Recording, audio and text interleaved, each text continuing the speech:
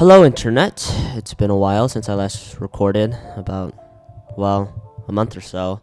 I've recorded some stuff, but I just haven't had the motivation to put stuff together.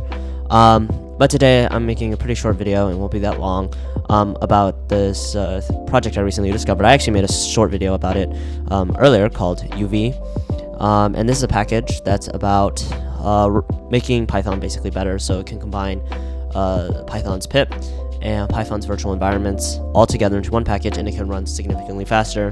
And you can see on my screen right here, this is the GitHub repository, so it's written in Rust. And actually, I have a Rust video coming up soon. Go Series 2 has been switched with Rust Series 1 because I've been working on that project in Rust instead.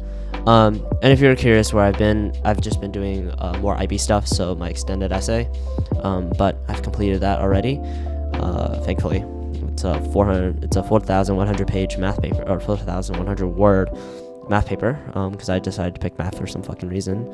But yeah, so I'm trying to get more back into YouTube. So first, let's just go to the GitHub here, and this is UV, it's GitHub, and you can see it's really easy to install. You can just copy this here if you're on macOS or Linux, or if you're on Windows, you can use this. If you can't tell, right now I'm on a different computer. I'm on my laptop actually that I use for school, because it's running Linux, and I feel like I should give Linux, or I should show that I actually use Linux.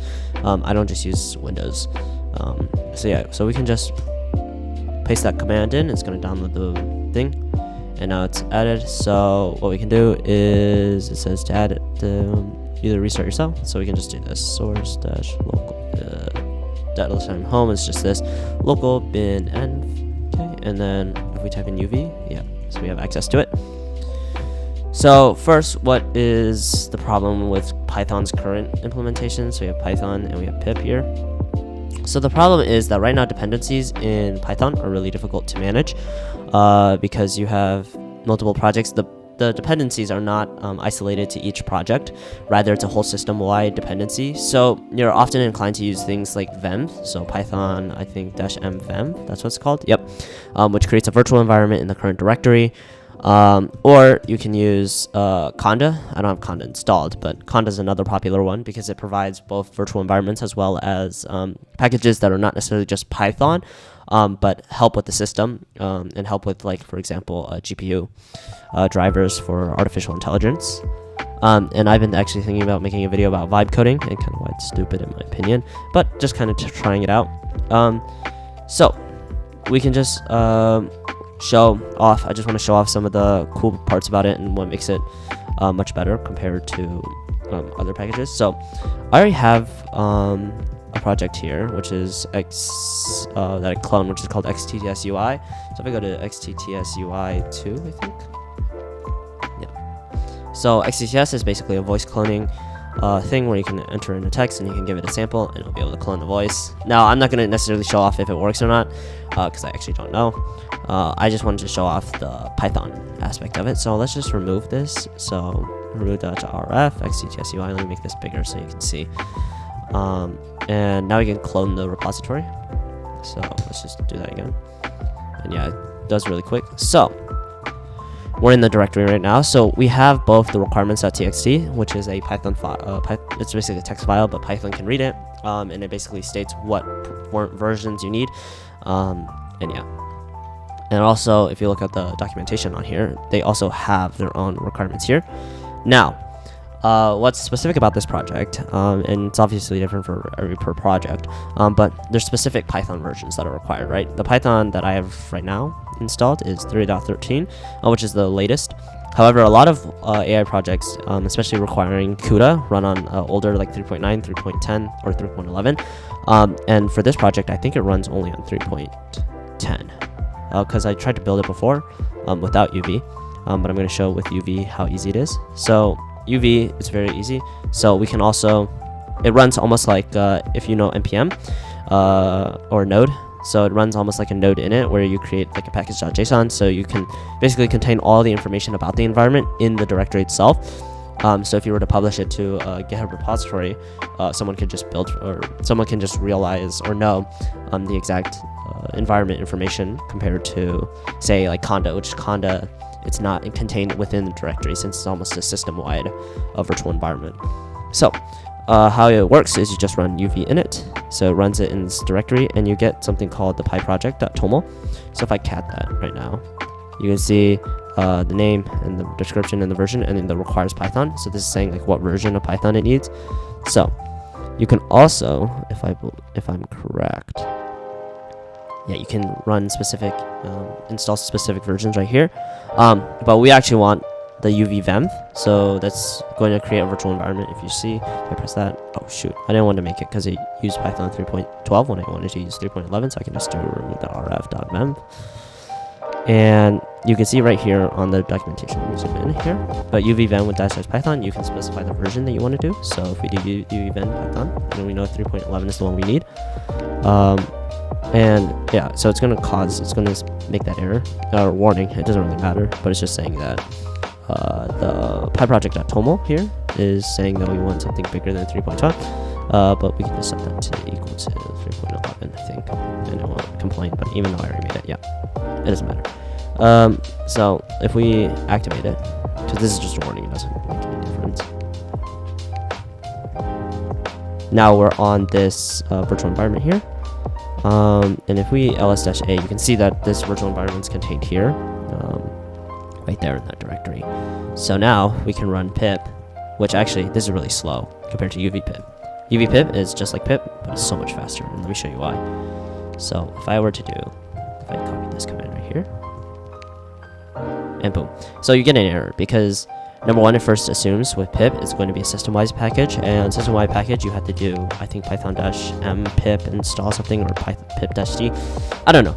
Python has changed a lot since I remember last using it for anything serious, and because I'm running, I think, any system-wide packages, so any system-wide packages will go through your standards distributions package manager. Obviously this would be different on Windows, but because I think most development should happen in Linux, that's why I'm using it to show off this.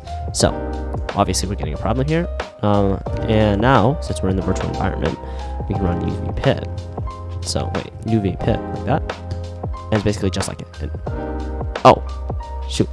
So yeah, you require CP13, but you only find those for trying to go. So I think that's because we're on this CUDA version. We go with the CUDA.11.8. There we go. So you can see, unlike traditional pip, which only runs sequentially, meaning it can only download a package once at a time, this can run in parallel, meaning it can download multiple packages.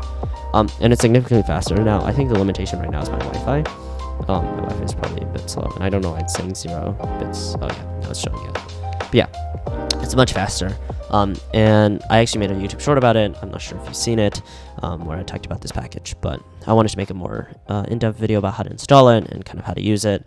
It's not going to be in-depth like my AI video that was like 40 minutes, because I hope I can start making like shorter form content, not necessarily like reels or shorts, that kind of stuff, but enough where it won't feel like you're sitting through like a really long video, because for me personally, I watch almost every YouTube video on like 2x speed, so even like an hour-long video just becomes half an hour, or half an hour video turns into 15 minutes, but I want to be able to kind of make it so you don't really have to put it in 2x speed to get all the information you need. So while it's doing that, we can also see we have to require the requirements of txt, which will happen after this. So I'm gonna just let it run, because, well, I'm just going to speed it up in post footage.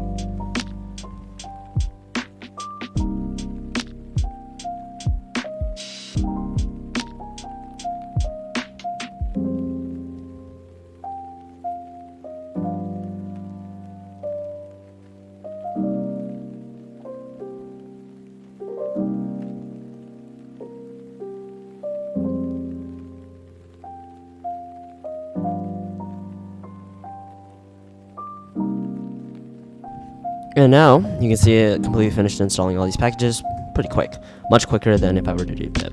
The built-in one, I think it's written in Python, so it's kind of written in itself. Super meta. And it's basically a drop-in replacement. You actually don't even need to use it for virtual environments that were generated by UV. For my uses that I used before to just speed up installation process, I just used it in an Anaconda environment, and it worked just fine. So next one is just installing the requirements.txt for this, which, my goodness, that's fast. I mean, they're obviously small packages, and boom, well, we have an error, and I don't care. Yeah, see, it's saying about the version. I don't know why it's saying we're using version 13 when we should be using 3.11. I thought I changed the. Wait. Oops. Source ls source fem bin activate. Oh, so we weren't even on the right thing. I think I generated a virtual environment somewhere else, unfortunately. So let's see, Python dash version. Yeah, okay, now we're on the right version. And yeah, I think I probably wouldn't have these packages installed again, so we can try it again. So yeah, this is just kind of to prove that these environments are sort of isolated. I think, yeah, these are all the 7, so it's gonna reinstall that. But since we're not even running this package or this project, I just wanted to show off kind of the speed of UV and how it's almost like boom, so fast. It's like very fast. And remember, I'm not on Ethernet or anything. I'm on my Wi-Fi that I downgraded to. And yeah, it's just kind of a drop-in replacement to everything. So yeah, see, if I just did it like that, it wouldn't work. But then it realizes, hey, I'm doing a virtual environment. I have a virtual environment made, and I have this specific version that works. So yeah, a really short video. I actually want to make a video on the notebook. So yeah, anyways, take care, guys.